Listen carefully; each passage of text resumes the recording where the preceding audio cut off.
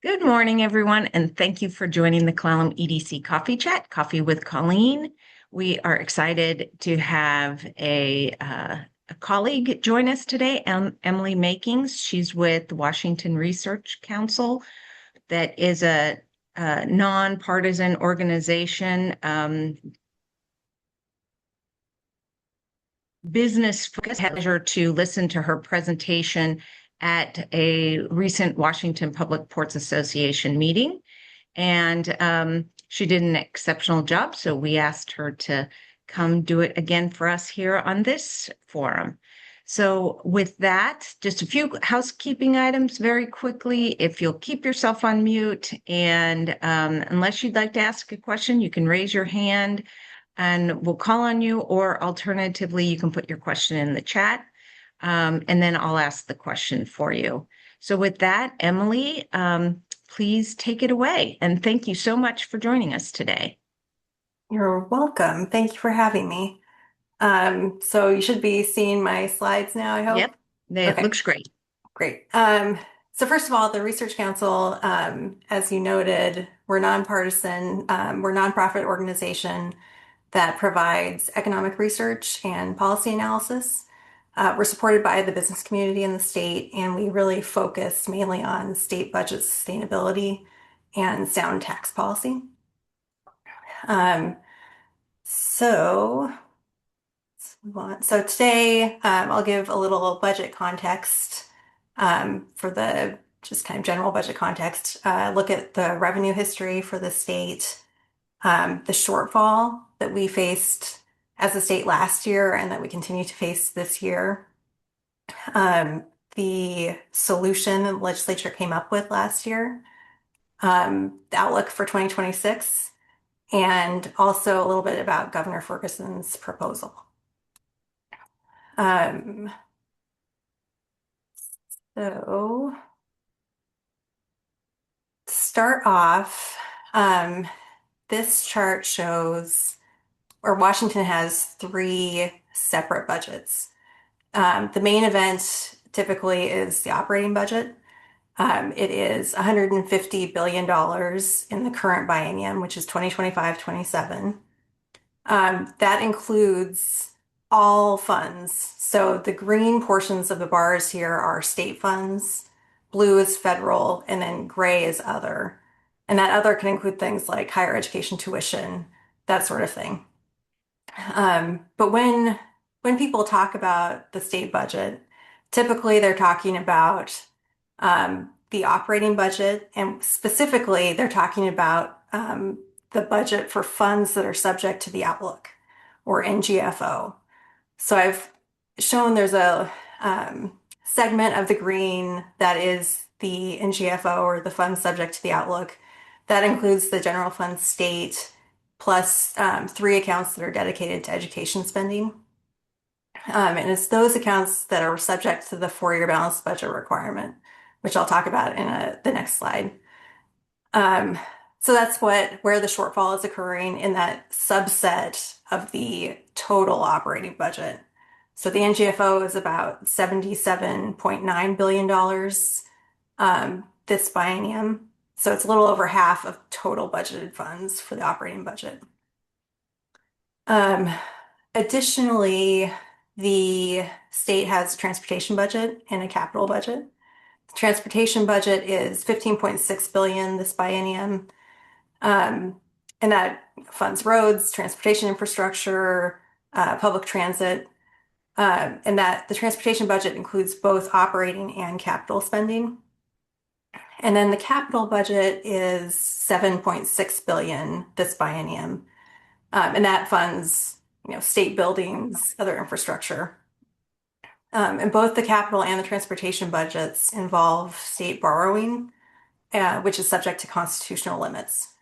But the operating budget itself is, again, what most people mean when they're talking about the budget, and that's what this presentation focuses on.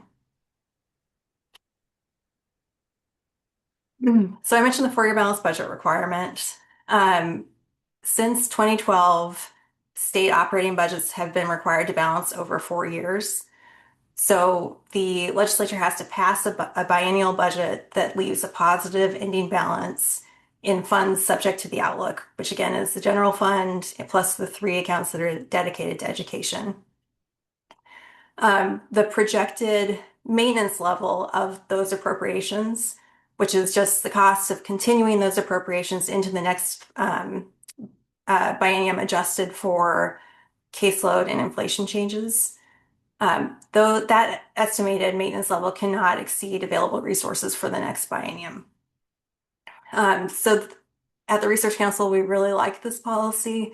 It forces legislators to consider the long-term impacts of their decisions, and it helps to limit budget gimmicks and bow wave spending. So if you're in a supplemental year like this year and you adopt a new program, you only see, without the four-year balanced budget requirement, you would only see the cost for 1 year of the program. But really, next year you're going to have to pay the full 2-year cost. So this is a way to limit those issues. There is one exception to the balanced budget requirement, and that is in a year when employment growth in the state is expected to be less than 1%, and the state makes an appropriation from the budget stabilization account, then the four-year balanced budget requirement does not apply. So the state is required to just balance the budget over the 2-year period in that situation. And we at the Research Council believe that sustainability is a really critical goal when adopting a budget. The state's processes promote sustainability, the four-year balanced budget requirement, plus the constitutional rainy day fund that we have, which is the budget stabilization account. These are good sustainability rules. As I mentioned, the four-year outlook gives a longer term view of budget issues. And the budget stabilization account is important because deposits to the account are constitutionally required. Withdrawals are constitutionally restricted. And so that helps to ensure that we're more likely to have those reserve funds when they are really needed. It definitely legislature can still make appropriations, and they have done so many times, but it gives you a little bit better chance that you're going to hold on to the reserves. So ultimately, these sustainability practices mean that if there is a recession or another downturn, it's more likely that existing programs will be able to continue to be funded without raising taxes. So that's good for everybody. Nobody wants to cut spending or cut programs that people are relying on. You don't want to raise taxes either. So if you're sustainable in how you build the budget, that's less likely to happen. All right, moving on to revenues in the state. This chart shows state and local taxes per capita. The green line is Washington and the blue line is the US average. And the most recent data for this is 2023. So there's a little lag. But Washington tracked pretty closely to the US average for many years until we started breaking away around 2016. Now we are higher than the US average, and our state and local taxes per capita rank 14th highest in the country. So this kind of helps to show that Washington's tax structure is productive. Additionally, we are a high business tax state. In fiscal year 2024, so again, there's data like here, and this does not include any impacts from the taxes that were adopted last year. But in 2024, businesses in Washington paid $10,400 per employee in state and local taxes, compared to about $8,600 in other states. So Washington ranked 11th highest in the amount of state and local taxes that businesses pay per employee. And so the chart kind of splits out that $10,400 figure by the type of tax. The interesting point, I think, is that businesses actually pay less in the business and occupation tax than they do in property and sales taxes. Um, Additionally, in 2024, businesses in Washington paid 50% of all state and local taxes. But again, this does not include the impacts from the taxes that were adopted last year. So I would expect these figures to increase as that is reflected in this data. I'd like to Yeah. highlight that, half the taxes coming from businesses for the state and local, that it just makes it really hard to compete on a recruiting basis with companies. So, they recognize that, and it's a challenge. Yeah, and in the Tax Foundation has a good index that compares tax structures across states, and Mhm. they put us, I think, at the sixth worst tax competitiveness. So there's definitely um, a big burden for Washington businesses. Mhm. Um, so this chart shows NGFO revenues. So not all state and local taxes, just the revenues that go to funds subject to the outlook. The blue line is adjusted for inflation. And this shows reflects the most recent November revenue forecast from the state. Um, so economic growth and new taxes have really led to substantial increases in revenue growth coming out of the Great Recession. You can see back in 2009-11, revenues actually declined from one biennium to the next, but we're not seeing that same decline right now. That's not the cause of the budget shortfall. Revenue growth definitely slowed in 23-25, and when you adjust for inflation, revenues declined slightly, but that was always expected. There was never really a higher revenue forecast that was expected to come in for that biennium. Um, so, oops, skipped one.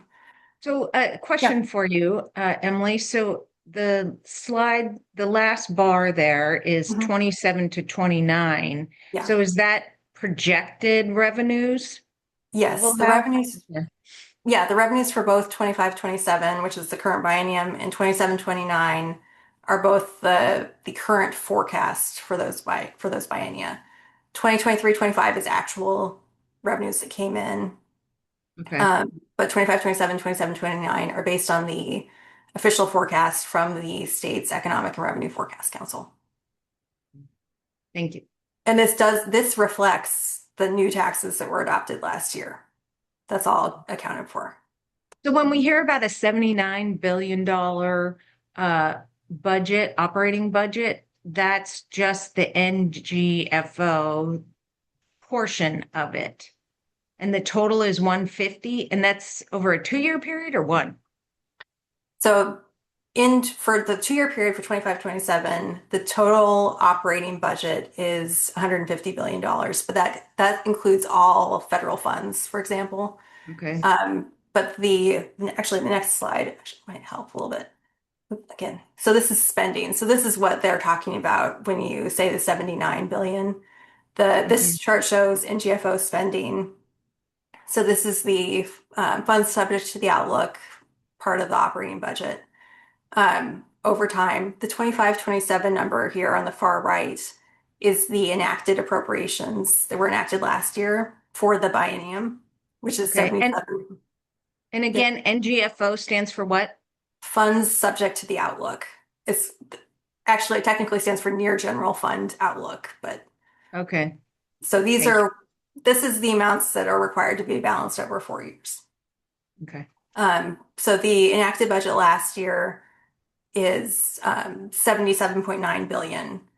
This the governor proposed increasing that to 79 billion for the biennium. But right now, enacted appropriations are 77.9. Um, so the and that is the 25-27 figure is an increase of 8.2% compared to the prior budget for 23-25. So spending has continued to increase along with, as you saw, revenues continue to increase. Um, Despite the shortfall that the state faced last year, spending is still up by 5.9 billion over the previous biennium. And those higher appropriations in 25-27 are still higher than in 23-25, even when you adjust for inflation and population. This shows per capita real spending from funds subject to the outlook over time. So it goes back to 93, 95.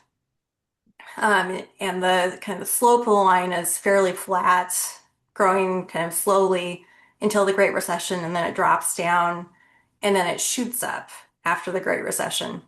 And a lot of that really high growth coming out of the Great Recession from 2013-15 to 2019-21, that's really mostly related to the McCleary decision on school funding.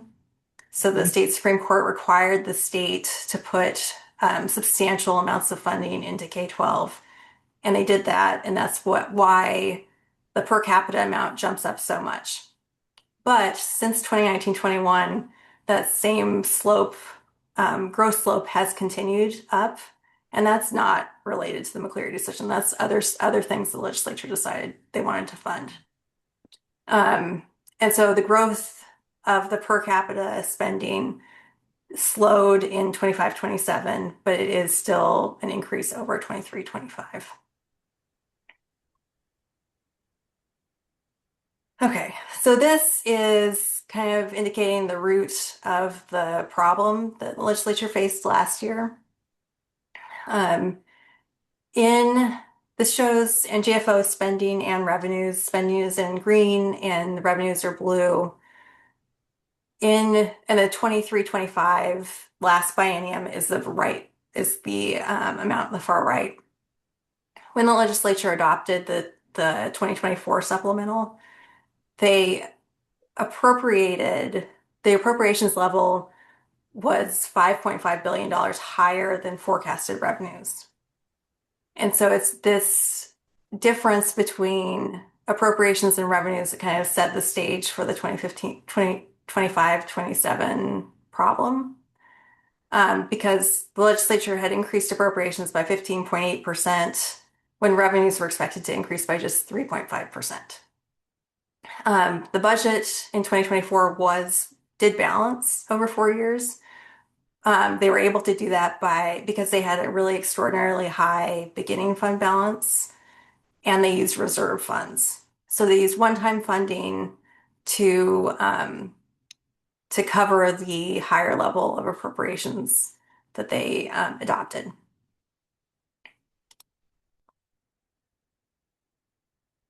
So this is kind of a look at the problem that they faced last year and how they decided to solve it. The blue bar is the spending problem. And this is over the outlook period. It's not just for biennium, it's for last year they were also finishing up the 23-25 biennium. So there's fiscal year 2025 plus 25-27 plus 27-29 here. But they had a maintenance level shortfall that was estimated to be about $8.6 billion. And that's just the difference between expected resources and the cost of continuing the 2023-25 appropriations into the next biennium, adjusted for inflation and caseload and adding in other planned new policies. Plus, on top of that $8.6 billion shortfall, the legislature decided that it wanted to add $8.4 billion in new policy items.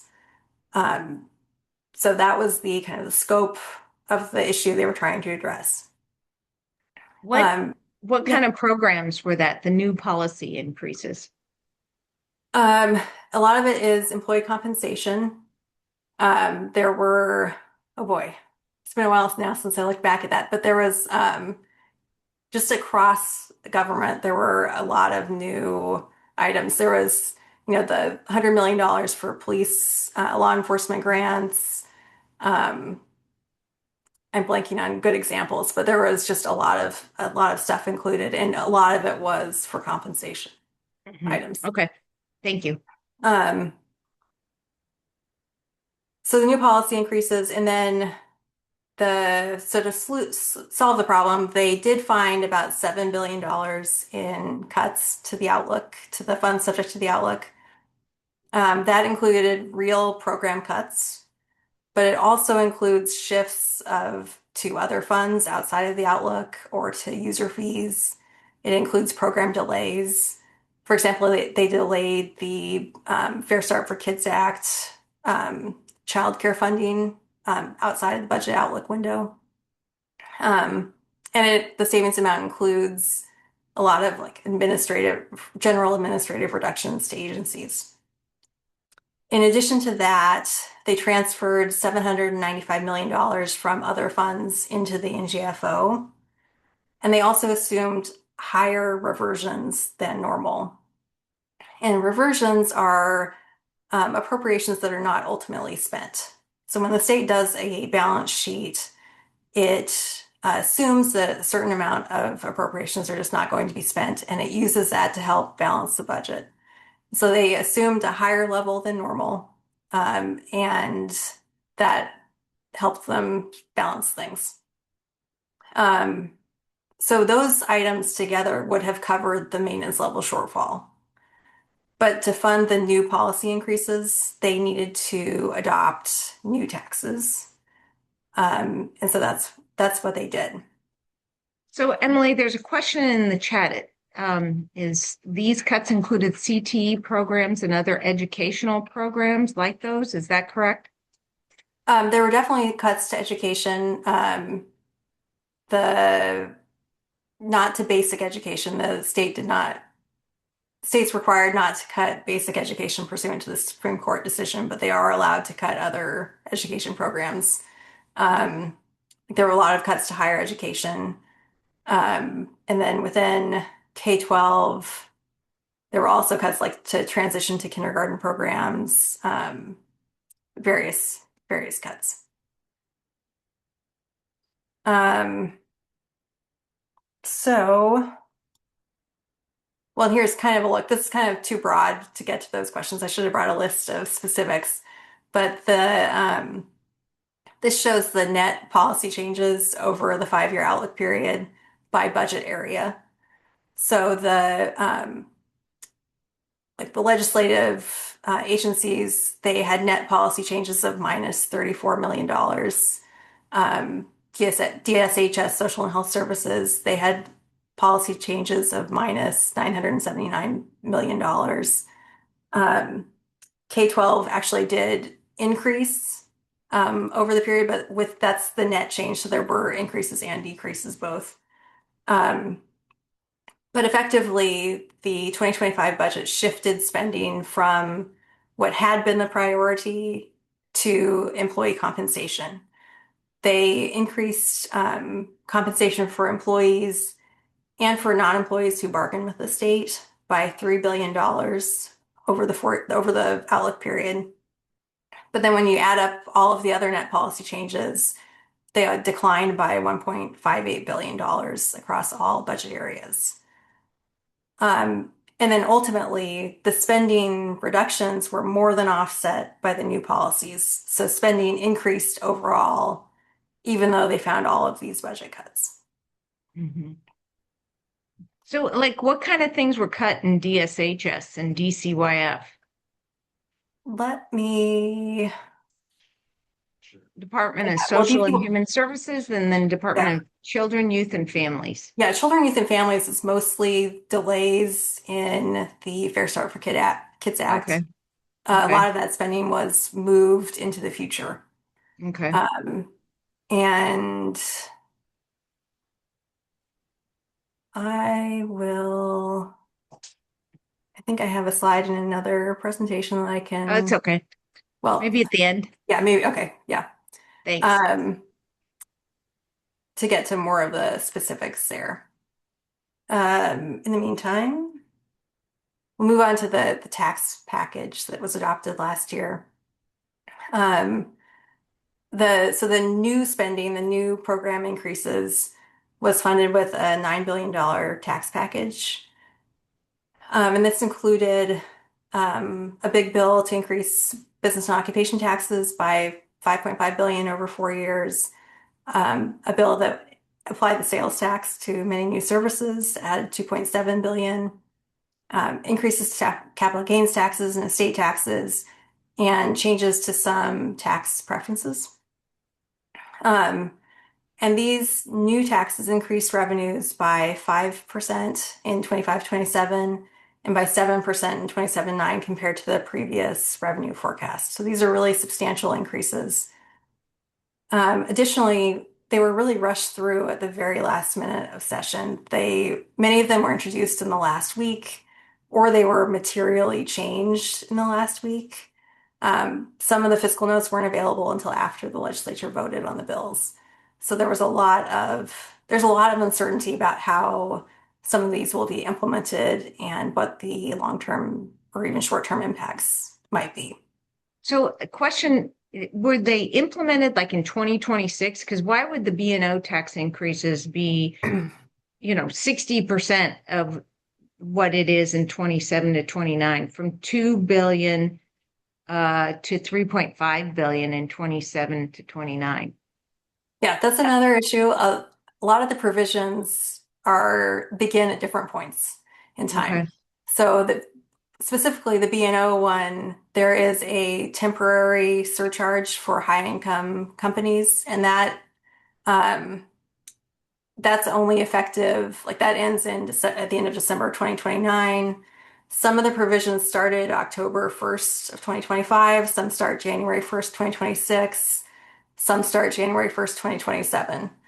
So there's a lot of timing issues going on with this, which is confusing for everyone. So this looks more kind of closely at the B&O bill, showing the impact or the fiscal impact by provision. In 27-29 is the biennium in which they're all kind of effective for the entire biennium. And so the temporary surcharge is the light blue bar at the top, and that provides the most revenues for that biennium. But then, as I mentioned, it goes away beginning in 2029-31. The next biggest part of the bill is the new rate tier for services. Previously, services and other activities rates were 1.5% and 1.7%, and now there's a new 2.1% tier. Another big item here was they increased the advanced computing surcharge, which goes to the Workforce Education Investment account, which helps to fund higher ed. So this is how all of that shakes out. So this is a bill that passed. Yes. This is law. Okay. Yep, this was passed last year. It's going into effect as we speak. There's also a permanent rate increase included here, which is actually the smallest revenue portion, or the second smallest, I guess. And that increases B&O rates to 0.5% across most industries. And what kind of businesses would be charged this advanced computing surcharge? It's mostly like information technology type of companies. But I've heard that it reaches into other companies too. It's mostly like information type businesses. Okay.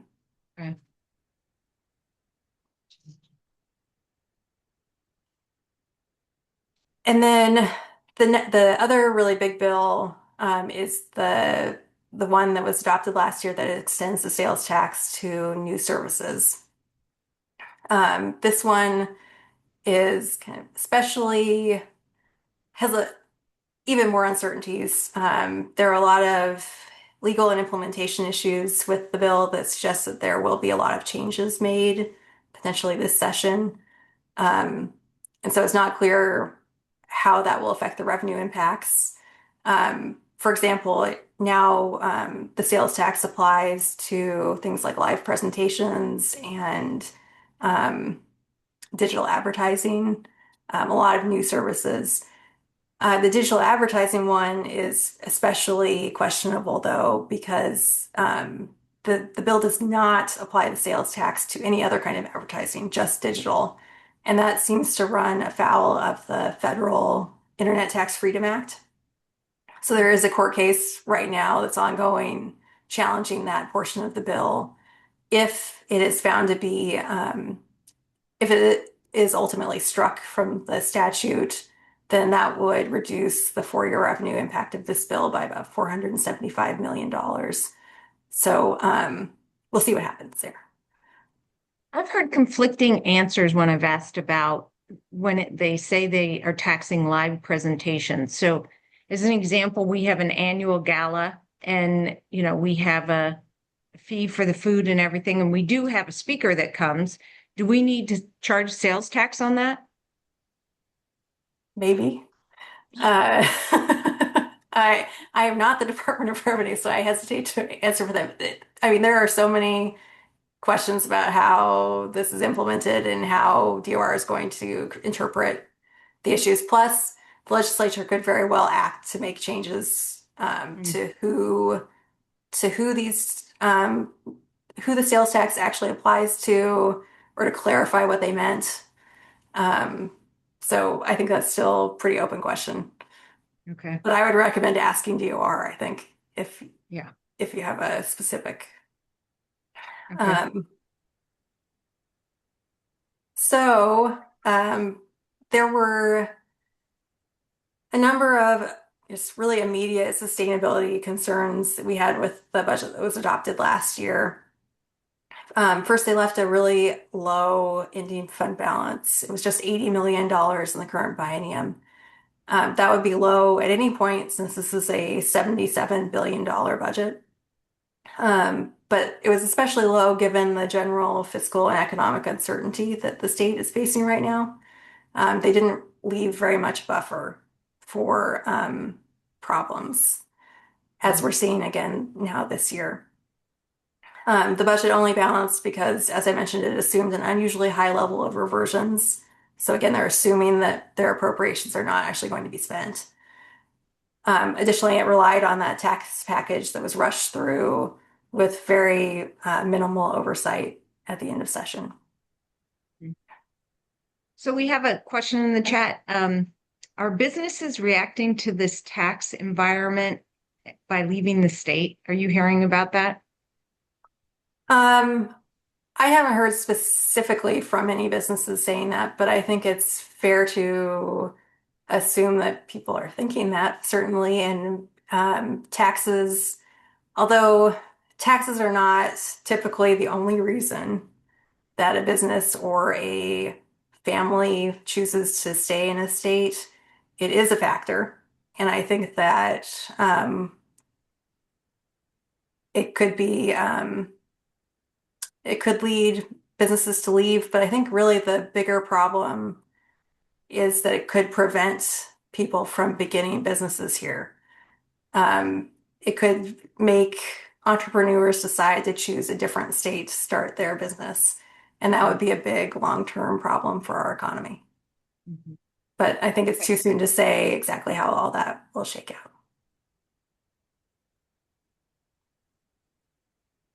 Um, so this is a kind of an updated version of the chart I showed earlier that shows spending in green compared to revenues in blue. And when I showed it earlier, I had the ending biennium at 23-25. This one goes out to 27-29.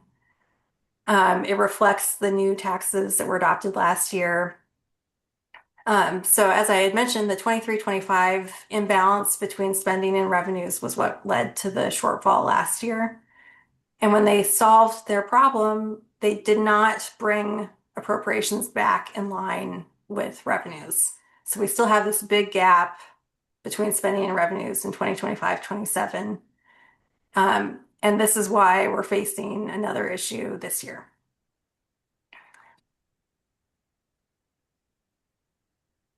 So this is an estimated outlook for given all current information.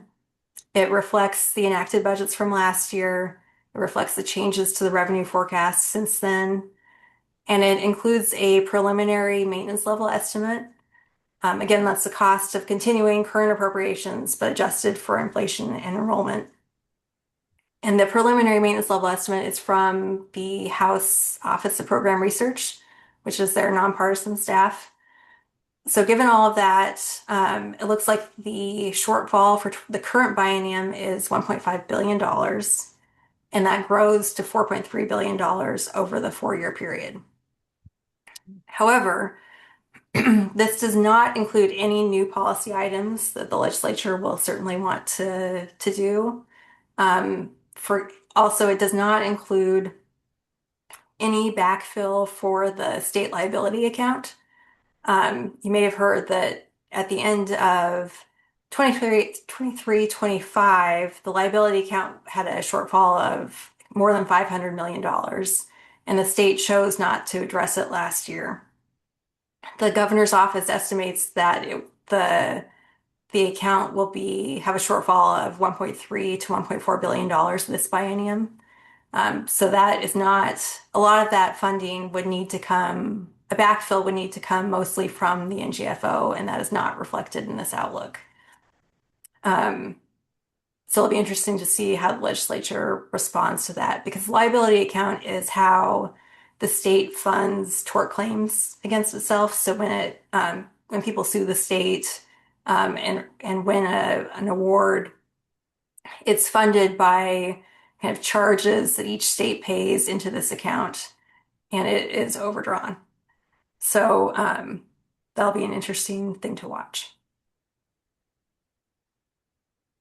So Governor Ferguson's proposal for the operating budget, he proposed increasing 25-27 appropriations by $1.2 billion, or 1.5%. And that includes an estimated maintenance level increase of $1.24 billion. And then he would reduce net policy spending by $85 million. That $85 million reduction is made up of $1.3 billion in policy increases and $1.4 billion in policy decreases.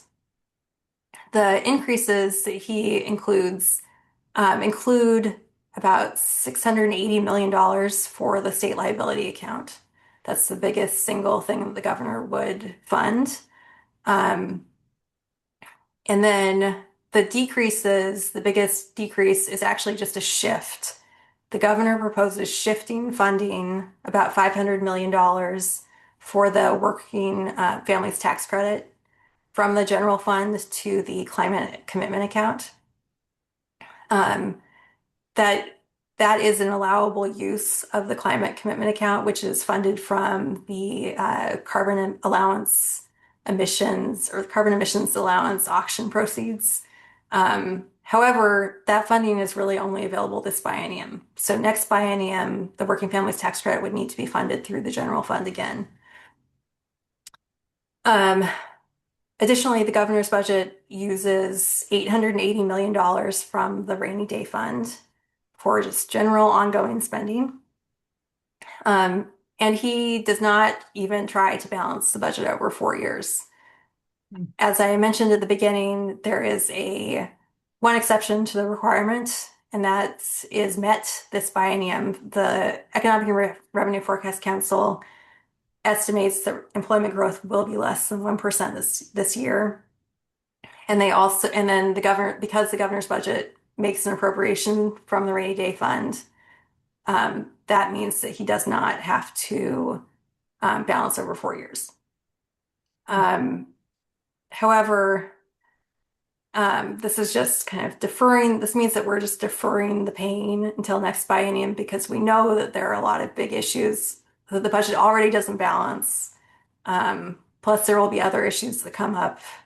So it's unfortunate that he didn't balance over 4 years.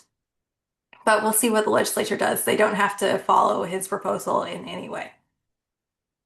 Emily, what's the source of the policy decreases of $1.4 billion? Is that just a sprinkling of reductions across the board, or is one program hit more than others? The biggest part of that is the shift of the working families tax credit. Okay. Aside from that, there aren't. The biggest one I think was a decrease to working connections childcare rates, um, but also just a kind of a smattering across the board. There were additional administrative reductions. There were additional cuts to higher education institutions, kind of just all over the map. Okay. Thank you. So to summarize, in 2024, legislature increased biennial appropriations by 15.8% when revenues were expected to increase by just 3.5%. And it was that mismatch between revenues and spending that led to the 2025 shortfall. Then the legislature last year adopted a historically large tax package to add new spending. Um, and revenues forecasts since the end of session have reduced estimated revenues. Maintenance level costs are expected to increase this year. And so given all of that, we have a new shortfall in the current biennium. And that's where we are. We'll have another revenue forecast and another caseload forecast in February, which will inform the legislature's budget proposals. It's possible there could be a big change in things, but it seems unlikely at this point. So there will be interesting to see how they solve the problem. So we do have a question in the chat, and then I have another question. Okay. Let's see. Dale says in an earlier slide, you compared the taxes per employee in Washington. Let me go down. In Washington compared to the US average. Do you have data on taxes per citizen for Washington compared to the US? Um, I think that would be kind of this chart. This is per state and local taxes per capita. So it's everyone in the state. Okay. And so we are higher than the nation. We're up to close to $8,000 in taxes per capita. This is state and local, so it includes the entire tax burden. And this is not just for the funds subject to the outlook. This would include things like the gas tax even and all of the taxes. Got it. Thank you. Okay. And then Paul asks, what is the council's assessment of the impact on businesses of Governor Ferguson's proposal to impose a 9.9% tax on annual personal income over $1 million? We don't have an assessment yet because there has been no bill language made public. I think a lot of it depends on, I mean, they've talked about reducing other taxes kind of in conjunction with the income tax idea. So it's possible that some businesses would come out better in that. I mean, it's impossible to say right now because like if the income tax is coupled with a decrease to B&O taxes, it would just depend on the business itself, the industry it's in. There are just too many factors there. Yeah, it depends on how the bill is written and what is included. Got it. Thank you. And then Dale asks, are there any estimates of how much federal revenue is at risk, or has that been baked into the budget? That was going to be my question. I know I've been hearing about reductions that the state will receive for people that get EBT funds, and then that the state will try to backfill that. Can you give us some numbers and some background and estimates regarding that issue? And Yeah, any others that the feds may reduce to Washington? yeah, there are not firm estimates yet, I don't think, on all of that. The governor's budget, well, first, so HR1, the federal bill that everybody's talking about, it made some changes that directly impact our state budget, and then it made other changes that might have kind of a second order effect potentially.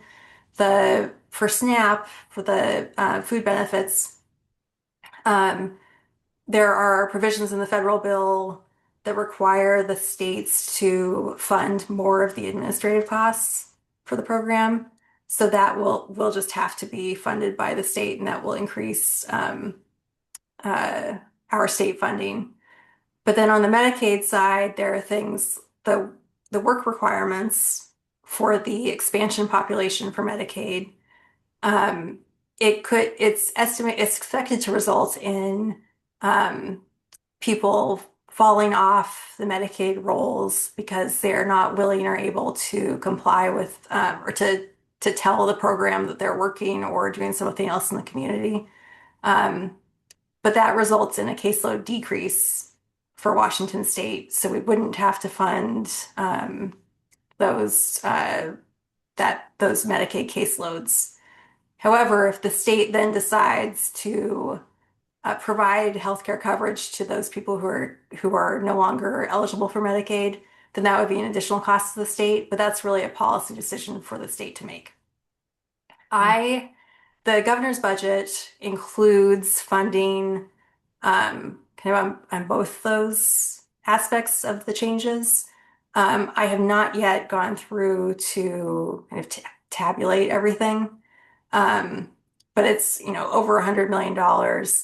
Also, a lot of those a lot of those changes don't take effect immediately. So there would be a bigger impact in future biennia. So I guess stay tuned on that. I think there's a lot of that's still unclear, but it is definitely included in the governor's budget proposal, but it's not included in the outlook that I showed you um, here. I don't think there might be a few items, but mostly not included there. Okay. Wendy Bart, who is the executive director of the North Olympic Peninsula YMCA, comments that the state is not only looking at a cap in working connections childcare, but a reduction of 5,000 families. This would mean, in essence, that no new families could access subsidies from the state. The budget also keeps reimbursement rates for center-based childcare flat at 75% instead of the 85%, which is state statute based on the Fair Start for Kids Act. Yeah, that sounds right. I mean, especially definitely the 75% of market rate that would be changed. That's part of the governor's proposal. It's not certain that that will actually be in the final budget, but yeah, that is in the governor's proposal. Mm-hmm. Yeah. All right. Well, do we have, I know I was told by Representative Theringer that just tracking people's the work requirements for SNAP was going to cost the state $200 million to be able to track that and put that system in place. Seems like a huge number. I cannot confirm that at this point. I don't know. I haven't looked at that closely enough yet. But the state will definitely need to make changes to its, internal systems to allow it to account for the new federal requirements. Uh-huh. And Dale asked for the slides, so I know we have a copy. And so email Mitch at mkuntz@clallam.org, and he'll be happy to email you a copy. So Dale, you got your hand up. Please go ahead. I I'm wondering who in the legislature is thinking about how to get us back to a balanced budget, because the numbers you've shown us don't seem to be heading in that direction by any means. Um, yeah, it'll be interesting to see how the legislature responds this year if they work to um, move move the appropriations level back in line with the revenues that we're expecting. Um, I don't work directly with the legislatures anyway, so I can't answer who would be inclined to move that way, but I hope that they will. Maybe this is a question for Colleen.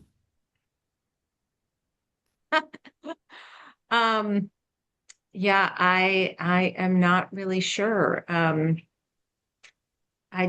yeah, I have not. Certainly, Republicans push a balanced budget and they propose one. They have been for the last few years. It doesn't get hearings. That budget hasn't received a hearing. And with the Democrats in control of the state, it's up to the Democrats to address that. I know it's a big concern, and I've also read that we have the most regressive tax system in the United States, meaning that the poorer people are paying a higher percentage of their income to taxes relative to wealthier people.